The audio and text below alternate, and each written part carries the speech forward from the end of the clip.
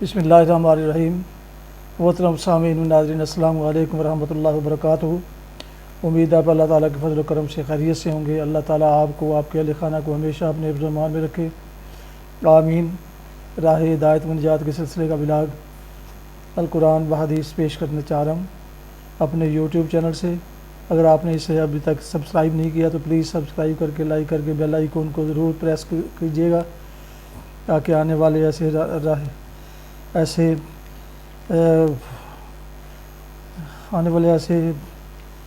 روحانی اور قرآنی میسیج آپ کو باقاعدہ اور بر وقت پہنچتے رہیں۔ اور یاد رکھیے گا کہ یہ ولاگ سراسر باعث خیر، باعث برکت اور باعث ثواب ہیں۔ لہذا شروع کرتے ہیں آج کا ولاگ القرآن و حدیث۔ اعوذ باللہ من الشیطان الرجیم، بسم اللہ الرحمن الرحیم۔ یا ایھا الذین آمنوا اذا لقیتم الذین کفروا زحفا فلا تولوهم الادبار ومن یولهم یومئذ دبرہ الا متحرفا لقتال او متحیزا الى فئة فقد باء بغضب من اللہ ومأواہ جہنم وبئس المصیر۔ فلم تقتلوهم ولكن الله قاتلهم وما رميت إذ رميت ولكن الله رمى وليبلي المؤمنين منه بلاء حسنا إن الله سميع عليم۔ صدق الله العظيم۔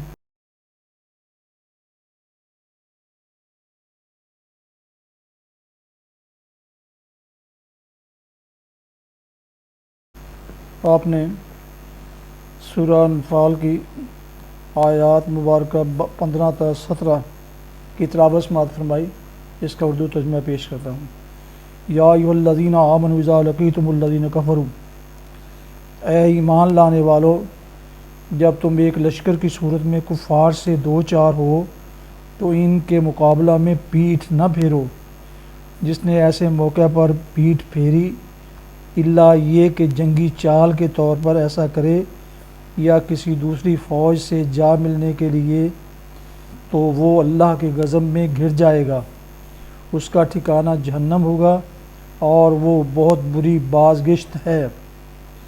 بس حقیقت یہ ہے کہ تم نے انہیں قتل نہیں کیا بلکہ اللہ نے ان کو قتل کیا، اور تو نے نہیں پھینکا بلکہ اللہ نے پھینکا، اور مومنوں کے ہاتھ جو اس کام میں استعمال کیے گئے تو یہ اس لیے تھا کہ اللہ مومنوں کو ایک بہترین آزمائش سے کامیابی کے ساتھ گزار دے۔ یقیناً اللہ سننے اور جاننے والا ہے۔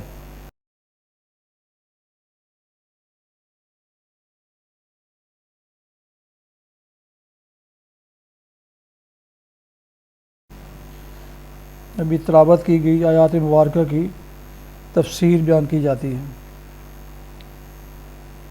اور وہ بہت بری جائے بازگشت ہے۔ دشمن کے شدید دباؤ پر مرتب پسپائی ناجائز نہیں ہے، جبکہ اس کا مقصود اپنے عقبی مرکز کی طرف پلٹنا یا اپنی ہی فوج کے کسی دوسرے حصہ سے جا ملنا ہو۔ البتہ جو چیز حرام کی گئی ہے وہ بھگدڑ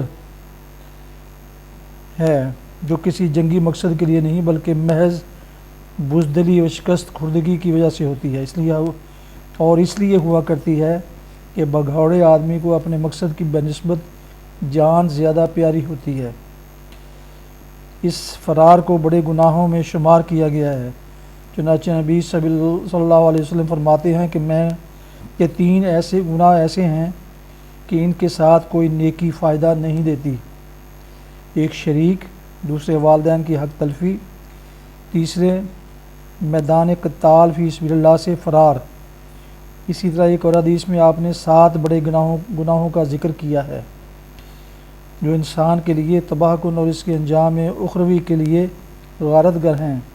ان میں سے یہ گناہ بھی ہے کہ آدمی کفر و اسلام کی جنگ میں کفار کے آگے پیٹھ پھیر کر بھاگے۔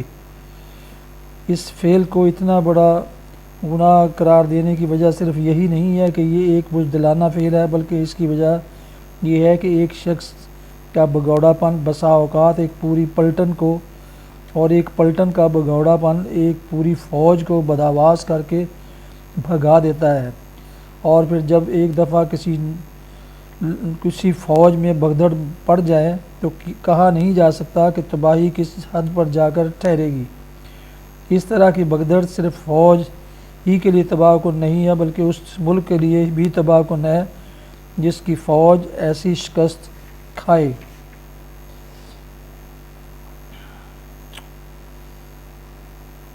اللہ نے ان کو قتل کیا اور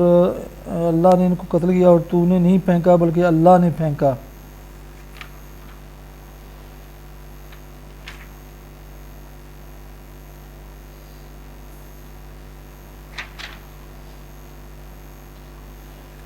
معرکہ بدر میں جب مسلمانوں اور کفار کے لشکر ایک دوسرے کے مقابل ہوئے اور عام زد و خورد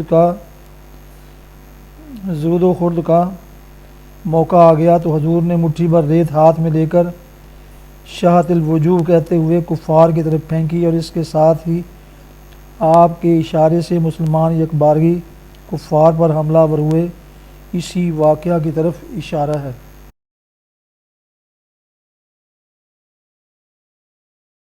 حدیث مبارکہ حضرت ابو عبس عبد الرحمن بن جبر رضی اللہ عنہ سے روایت ہے، رسول اللہ صلی اللہ علیہ وسلم نے فرمایا، یہ نہیں ہو سکتا کہ کسی بندے کے قدم اللہ کی راہ یعنی جہاد میں غبار آلودہ ہوں اور پھر انہیں جہنم کی آگ بھی چھوئے۔ صحیح بخاری کتاب الجہاد حدیث نمبر 2811۔ فوائد: قدم غبار آلود ہونے سے مراد جہاد میں حصہ لینا ہے، یعنی ایک شخص جہاد میں بھی حصہ لے اور پھر جہنم میں چلا جائے، یہ ناممکن ہے۔ یعنی جہاد گناہوں کی مغفرت کا سبب ہے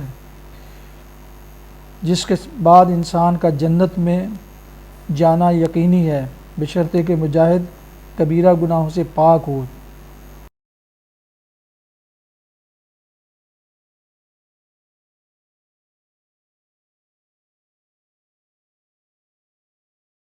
ناظرین سامعین و ویورز، یہ تھا راہ ہدایت و نجات کے سلسلے کا ولاگ القرآن و حدیث، جس میں آج سورہ انفال کی آیات مبارکہ 15 تا 17 کی تلاوت، ترجمہ، تفسیر بیان کی گئی۔ اس کے علاوہ ایک حدیث مبارکہ بھی آپ کی خدمت میں پیش کی گئی۔ ولاگ ختم کرنے سے پہلے ایک دفعہ پھر گزارش ہے کہ اگر آپ نے ابھی تک میرے یوٹیوب چینل کو سبسکرائب نہیں کیا تو براہ کرم اسے سبسکرائب کر کے لائک کر کے بیل آئیکن کو ضرور پریس کیجیے گا، تاکہ اس طرح آنے والے روحانی اور قرآنی ولاگ جو سراسر باعث خیر، باعث برکت اور باعث ثواب ہے، وہ آپ تک اور دوستوں تک باقاعدہ پہنچتے رہے۔ اللہ تعالیٰ آپ کا حامی و ناصر ہو۔ اللہ تعالیٰ آپ کو، آپ کے اہل خانہ کو ہمیشہ اپنے حفظ و امان میں رکھے، آمین۔ اپنا بہت خیال رکھیے گا، اپنی دعاؤں میں پاک وطن، والدین، آباء و اجداد، اعزاء و اقارب، دوستوں کے علاوہ اس ناچیز کو بھی ان میں شامل فرمائیں تو انتہائی شکر گزار ہوں گا۔ ولاگ آج کا ختم کرتا ہوں اس دعا پر کہ آپ اور آپ کے اہل خانہ جہاں بھی رہیں خوش رہیں، آباد رہیں، شاد باد رہیں۔ السلام علیکم ورحمۃ اللہ وبرکاتہ۔ پاکستان زندہ باد۔ اللہ حافظ۔